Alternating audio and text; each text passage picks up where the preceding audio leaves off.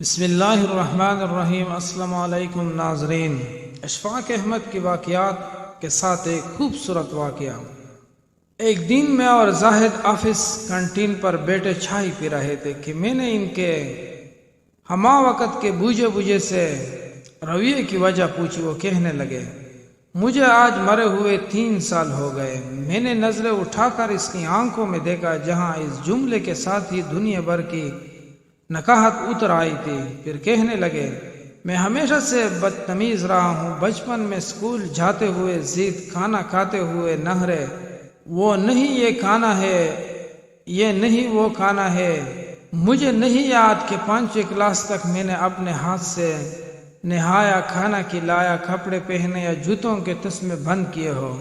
باپ کا تو مجھے صرف نام ہی ملا، نہ کبھی اس کی صورت دیکھی، نہ پیار۔ بھائی کا سہارا کیا ہوتا ہے اور بہن کی محبت کیا ہوتی ہے کچھ معلوم نہیں۔ پرائمری، مڈل، پھر میٹرک تک یہی عادت رہی۔ رات کو سونے سے پہلے کتابیں، کاپیاں، بستہ اور اس تمام چیزیں ادھر ادھر بکھری چھوڑ کر سو جاتا، مگر صبح آنکھ کھلتے ہی دیکھتا کہ تمام چیزیں بہت سلیقے سے بستے میں پڑی ہے اور بستہ بڑی نفاست سے میز پر پڑا ہے۔ مجھے لاکھ بار کہا جاتا تھا کہ دودھ ہی پی کر سونا، مگر میں نہیں پیتا تھا۔ لیکن جب صبح اٹھتا تو لب شیریں اور منہ کا ذائقہ بدلا ہوتا تھا۔ پہلے تو پتہ نہیں چلتا تھا، مگر آہستہ آہستہ پتہ چل گیا کہ رات کو نیند میں ہی دودھ پلایا جاتا تھا۔ رات کو کبھی آنکھ کھلتی تو دیکھتا کہ بارش ہو رہی ہے اور مجھ پر کمبل ڈال دیا گیا ہے کہ سردی نہ لگے۔ مجھے ہمیشہ گھر میں 2 ہی چیزوں سے چڑ رہی،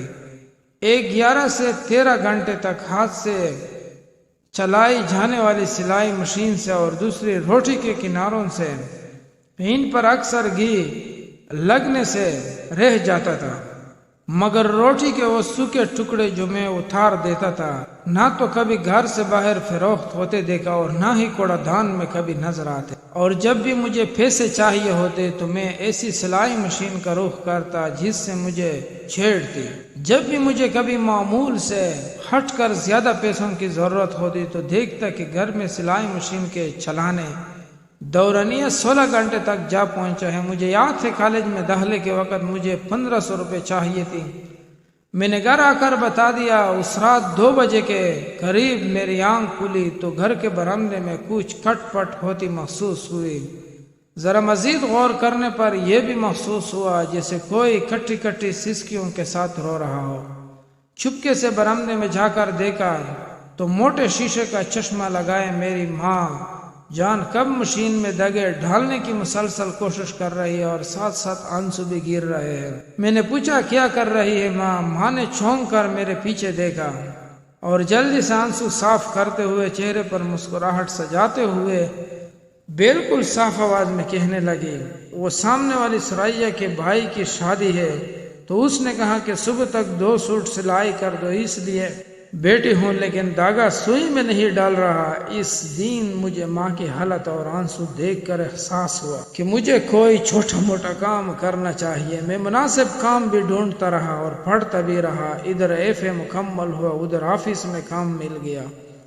میں نے گھر جا کر ماں کو بتایا تو وہ خوشی سے نہال ہو گئی اور فوری شکر پارے لا کر محلے میں بانٹنے لگی۔ ایک دن میں کام سے گھر آ کر لیٹ گیا، تھوڑی تھکاوٹ ہو رہی تھی، پاؤں چارپائی سے لٹکائے سو گیا۔ جب اٹھا تو دیکھا کہ خلاف معمول آج نہ جوتے میرے پاؤں سے اترے تھے اور نہ ہی کھانا بنا تھا۔